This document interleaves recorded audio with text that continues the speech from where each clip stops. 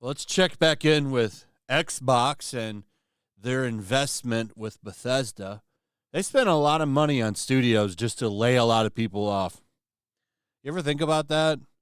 They bought a lot of studios, and now they're just laying off all kinds of people. Why did you buy all of these studios? They haven't really been delivering either. Starfield was the newest game. When did that drop? About a year or so ago, right? And I got to say, it was kind of lackluster. It seems like a lot of people were disappointed in it. But it had a good launch. These are just the Steam numbers alone.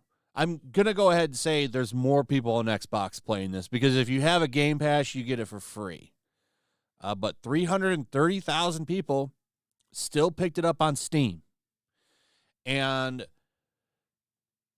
not a lot of people came back. So that new DLC came out, I think, a few days ago. It's not that old. You can kind of see where it dropped.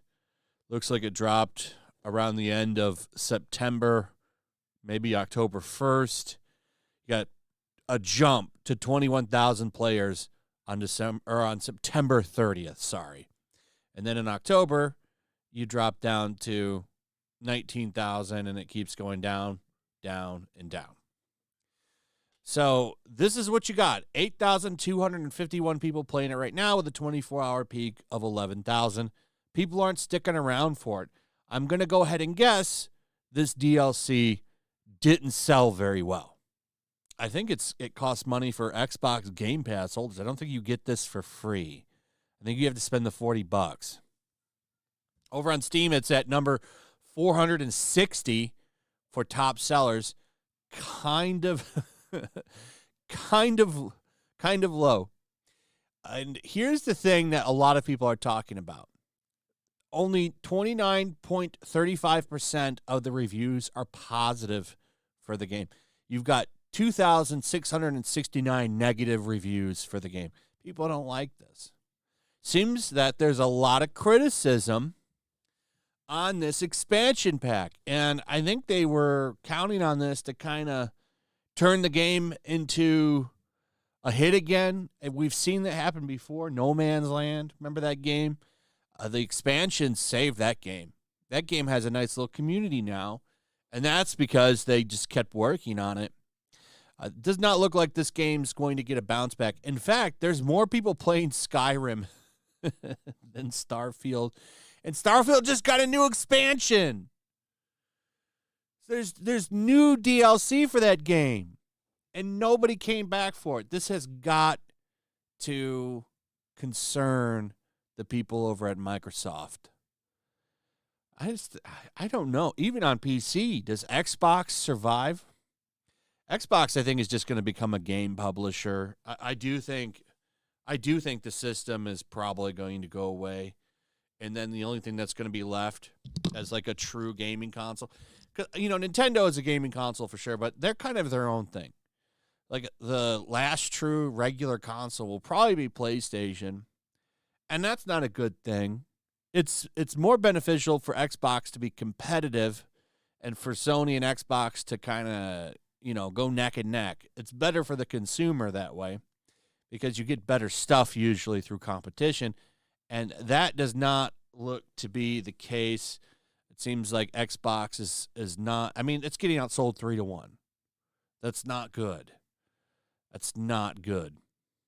So more people playing Skyrim right now over on Steam than Starfield, which just got a new expansion. The reviews are brutal. Even positive reviews are negative. Here's one right here. Recommended. The story is boring AF. Would recommend if you have insomnia and need to work the next day. And this is a positive review. There's another one here. This one's also recommended with a thumbs up. It's more Starfield, neither good nor bad, just meh.